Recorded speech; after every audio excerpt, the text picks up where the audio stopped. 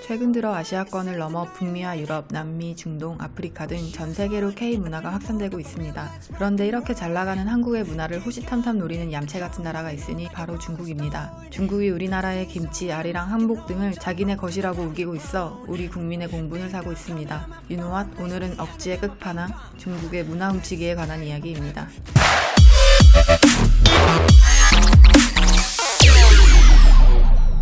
중국 정부는 2002년 3월부터 한국 역사를 왜곡하고 한민족에 대한 영향력을 강화하면서 고구려, 발해 등 우리의 역사를 중국 역사로 포함시키는 이른바 동북공정 프로젝트를 추진해오고 있었는데요. 이런 국가적 차원의 사업은 공식적으로 5년을 기한으로 두고 2006년 종결되었다고 하지만 사실은 여전히 어쩌면 더 광범위하게 역사 왜곡이 진행 중입니다. 중국의 최고 권력자인 시진핑은 2017년 G20 정상회담에서 트럼프와 한반도 문제를 논의할 당시 역사적으로 한국은 중국의 일부였다라는 발언을 한 사실이 월스트리트 저널을 통해 세상에 알려졌는데, 당시 미국 온라인 매체였던 쿼츠는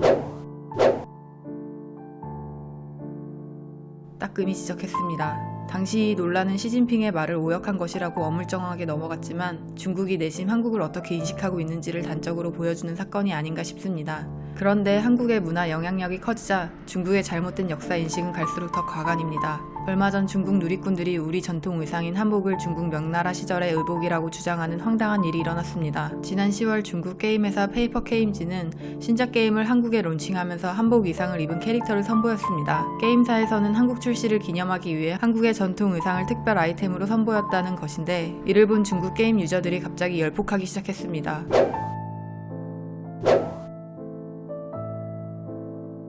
어처구니 없는 중국 유저들의 주장에 한국 유저들도 물러서지 않았는데요.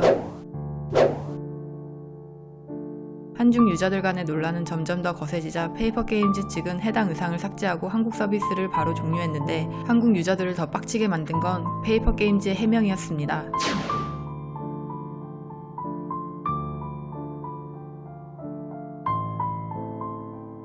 왜곡을 넘어서 황당한 대처에 한국 홍보전문가 서경덕 교수는 페이퍼게임즈 측에 강력한 항의 메일을 보냈습니다.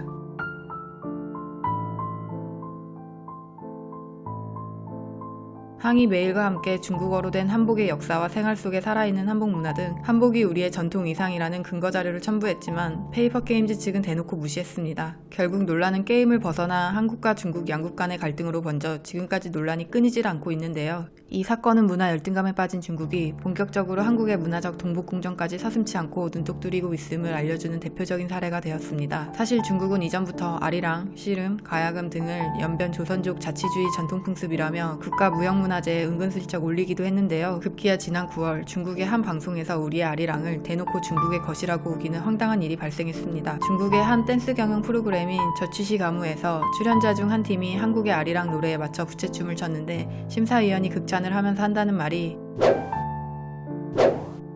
이뿐만이 아닙니다. 또 다른 중국 베이징 TV의 경영 프로그램인 가게 거항에서는 푸른 하늘 은하수로 시작되는 동요 반달까지 중국의 조선족 민요로 소개하기도 했습니다. 최근 들어 중국은 이렇게 한복, 동요, 판소리, 상추쌈 등 사소한 것 하나하나까지 중국의 역사라 우기고 있는데, 이런 황당한 우기기의 끝판왕은 바로 월드클래스인 손흥민 사건입니다. 중국의 유명 포털 사이트인 신화닷컴에는 손흥민의 활약을 담은 기사들이 실려 있는데, 이 기사들에 달린 중국 팬들의 댓글들이 황당했습니다.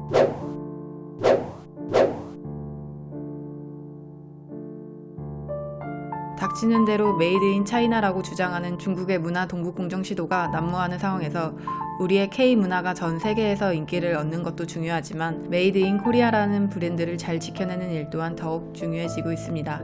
오늘은 여기까지입니다.